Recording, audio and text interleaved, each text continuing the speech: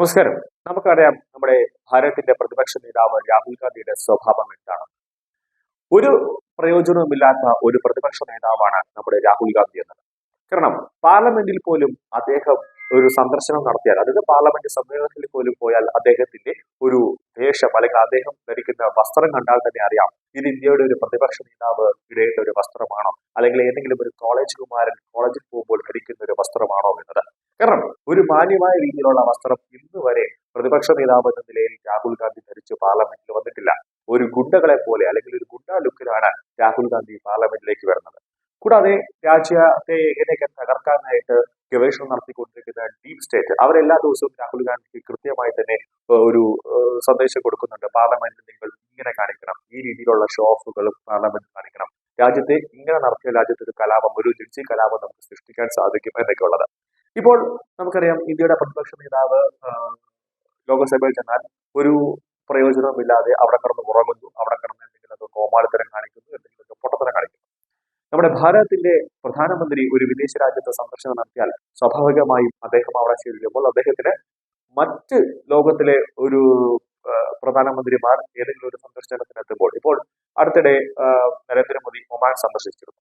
അപ്പോൾ ഈ ഒമാനിലേക്ക് മറ്റേതെങ്കിലും രാജ്യത്തെ ഒരു പ്രധാനമന്ത്രി ഒമാനിലെത്തിയാൽ അവിടെ നൽകുന്നതിനെക്കാട്ടി, ആ വ്യക്തിക്ക് നൽകുന്നതിനെക്കാട്ടി ഗംഭീരമായ ഒരു വരവേൽപ്പ് അല്ലെങ്കിൽ ഒരു സ്വീകരണമാണ് പ്രധാനമന്ത്രി നരേന്ദ്രമോദിക്ക് ലോകത്ത് എവിടെ ചെന്നാലും, അല്ലെങ്കിൽ ലോകത്ത് ഏത് ഭാഗത്ത് ചെന്നാലും നമ്മളൊരു ഭാരതീയനാണ് എന്ന് പറയുമ്പോൾ നമുക്ക് കിട്ടുന്ന ഒരു സ്വീകരണം അല്ലെങ്കിൽ ഒരു വരവേൽപ്പ് എന്ന് പറയുന്നത് നമുക്ക് പറഞ്ഞറിയിക്കാൻ പറ്റാത്തൊരു കാര്യമാണ്. പക്ഷേ ഇന്ത്യയുടെ പ്രതിപക്ഷ നേതാവ് രാഹുൽ ഗാന്ധി എവിടെ ചെന്നാലും ഭാരതത്തെ എങ്ങനെ മോശമായി ചിത്രീകരിക്കാം, ഭാരതത്തെ പറ്റി എങ്ങനെ നെഗറ്റീവുകൾ പറയാം എന്നടക്കമുള്ള കാര്യങ്ങളാണ് അദ്ദേഹം ഇപ്പോൾ നടക്കുന്നത്. ഈ അടുത്ത 2-3 ദിവസത്തിനുള്ളിൽ അദ്ദേഹം ജർമ്മനിയിൽ സന്ദർശനം നടത്തി. അപ്പോൾ നിലവിൽ വിദേശ രാജ്യത്ത് ഇന്ത്യയെക്കുറിച്ച് വീണ്ടും മോശ പരാമർശങ്ങളാണ് കോൺഗ്രസിന്റെ പ്രസിഡന്റ് രാഹുൽ ഗാന്ധി നടത്തിയിരിക്കുന്നത്.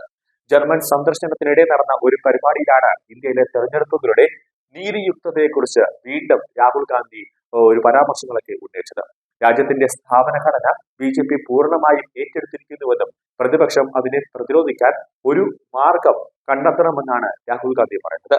ജർമ്മനിയിലെ ബെർലിനിലെ ഹെർത്തി സ്കൂളിൽ നടന്ന ഒരു സംവാദത്തിൽ സംസാരിക്കവെയാണ് രാഹുലിന്റെ പ്രസ്താവന. പലപ്പോഴും വിദേശ രാജ്യങ്ങളിൽ ചെന്ന് രാഹുൽ ഗാന്ധി നടത്തുന്ന പരാമർശങ്ങൾ കണ്ടുകഴിഞ്ഞാൽ ഒരു രാജ്യ വിരുദ്ധനെ പോലെ, അതായത് രാജ്യത്തെ തകർക്കാൻ രാഹുൽ ഗാന്ധി ശ്രമിക്കുന്നു എന്നൊരു വ്യക്തിയായിട്ട് മാത്രമേ നമുക്ക് തോന്നുകയുള്ളൂ. രഹസ്യാന്വേഷണ ഏജൻസികളായ CBI, എൻഫോഴ്സ്മെന്റ് ഡയറക്ടറേറ്റ് എന്നിവയെ BJP ആയുധമാക്കിയിട്ടുണ്ടെന്നാണ് രാഹുൽ ഗാന്ധി ആരോപിച്ചത്. ബെർലിനിൽ നടന്ന politics is the art of listening എന്ന പരിപാടിയിൽ വീഡിയോ രാഹുൽ ഗാന്ധി തിങ്കളാഴ്ച തന്റെ യൂട്യൂബ് ചാനലിൽ അപ്ലോഡ് ചെയ്തിരുന്നു. ഇതിൽ നമ്മുടെ രാജ്യത്തിന്റെ ജനാധിപത്യ ഘടനയെല്ലാം വർഷങ്ങളിൽ നിന്നും ആക്രമണത്തിന് വിധേയമാകുന്നു എന്നാണ് രാഹുൽ ഗാന്ധി പറഞ്ഞു വച്ചിരിക്കുന്നത്. ഹരിയാനയിലെ വോട്ടർ പട്ടികയിൽ ബ്രസീലിയൻ മോഡലിന്റെ പേര് 22 തവണ ഉൾപ്പെടുത്തിയിട്ടുണ്ടെന്നും രാഹുൽ ഗാന്ധി പരാമർശം നടത്തിയിരുന്നു. പക്ഷെ ആ പരാമർശമെല്ലാം തന്നെ അന്ന് തന്നെ ദേശീയ മാധ്യമങ്ങൾ പൊളിച്ചടുക്കിയതുമാണ്. നമ്മുടെ രഹസ്യാന്വേഷണ ഏജൻസികളായ CBI, ED എന്നിവയെ നോക്കുമ്പോൾ അവ പൂർണ്ണമായും ഭരണപക്ഷം ആയുധമാക്കിയിരിക്കുന്നുവെന്നാണ് രാഹുൽ ഗാന്ധി പറയുന്നത്. കാരണം ഈ CBI, EDയെ പറ്റി പറയാനുള്ള കാരണം എന്താണെന്ന് വെച്ച് കഴിഞ്ഞാൽ രാഹുൽ ഗാന്ധിക്കെതിരെ ഏത് നിമിഷമാണെങ്കിലും ഒരു അറസ്റ്റ് ഉണ്ടാകും. അതുകൊണ്ടാണ് ഒരു CBI, EDയെ പറ്റി ഒരു കുറ്റം രാഹുൽ ഗാന്ധി ഇപ്പോൾ പറയുന്നത്.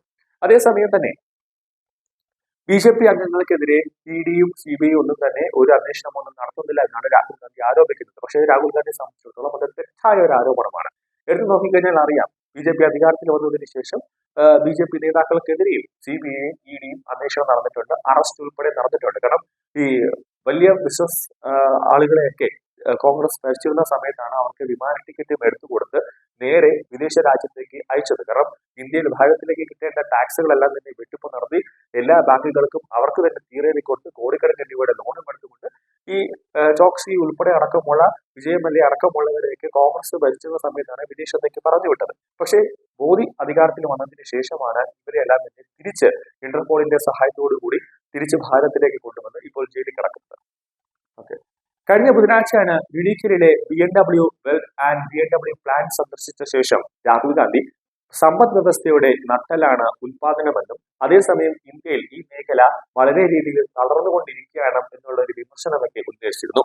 വളർച്ച ത്വരിതപ്പെടുത്തുന്നതിന് ഇന്ത്യ അർത്ഥവത്തായ ഒരു ഉൽപാദന ആവാസ വ്യവസ്ഥ കെട്ടിപ്പടുക്കേണ്ടതുണ്ട് എന്നാണ് കോൺഗ്രസ് നേതാവ് ഇൻസ്റ്റാഗ്രാമിൽ പോസ്റ്റ് ചെയ്തത്. പക്ഷേ രാഹുലിന്റെ ഈ പരാമർശത്തോടെ ഇന്ത്യ മുന്നണിയിൽ അടക്കമുള്ളവർ വലിയ രീതിയിൽ തന്നെ ഒരു നെഗറ്റീവ് ഇമ്പാക്ട് രാഹുൽ ഗാന്ധിയുടെ ഈ ഒരു പ്രസ്താവനയിൽ രേഖപ്പെടുത്തുന്നുണ്ട്. കാരണം രാഹുൽ ഗാന്ധി വിദേശ രാജ്യത്ത് നിന്ന് ഭാരതത്തിനെതിരെ ഇങ്ങനെ തെറ്റായ ആരോപണങ്ങൾ ഉന്നയിക്കുമ്പോൾ അത് സംസ്ഥാനത്ത് നടക്കുന്ന തെരഞ്ഞെടുപ്പുകളിൽ, ഭാരതത്തിൽ നടക്കുന്ന തെരഞ്ഞെടുപ്പുകളിൽ കോൺഗ്രസിന്റെ ഓരോ പ്രശ്നങ്ങളും, കോൺഗ്രസ് വലിയ രീതിയിൽ പരാജയത്തിന്റെ കുഴികൾ കോൺഗ്രസ് തന്നെ കുഴിച്ചുകൊണ്ടിരിക്കുന്നുവെന്നാണ് ഇന്ത്യ സഖ്യത്തിലെ മുതിർന്ന നേതാക്കൾ പറഞ്ഞത്. രാഹുലിന്റെ പ്രസ്താവന ഇന്ത്യ വിരുദ്ധമാണെന്ന് ബിജെപിയും അതോടൊപ്പം തന്നെ ഇന്ത്യ സഖ്യത്തിലെ ചില നേതാക്കളും ആരോപിക്കുന്നുണ്ട്. കൂടാതെ രാജ്യത്തെ ഉൽപാദനം നിരന്തരം വർദ്ധിച്ചുകൊണ്ടിരിക്കുകയാണെന്നും ബിജെപി പറഞ്ഞു. രാഹുൽ ഗാന്ധിയും അതോടൊപ്പം തന്നെ ഉത്തരവാദിത്വം അത് ഒരിക്കലും ഒരുമിച്ച് പോകില്ല എന്നാണ് ബിജെപി നേതാവ് സാബിത് പത്ര ആരോപിച്ചത്. ഭാരതത്തിന്റെ വിദേശ രാജ്യങ്ങളുമായിട്ടുള്ള ഇടപെടലായിരുന്നാലും അതോടൊപ്പം തന്നെ സാമ്പത്തിക ഭദ്രതയെ പറ്റിയുള്ള കാര്യങ്ങളായിരുന്നാലും അത് നല്ല രീതിയിൽ തന്നെ പോകുന്നുണ്ട് തന്നെയാണ് കോൺഗ്രസിന്റെ നേതാവ് ശശി തരൂറും പറഞ്ഞത്.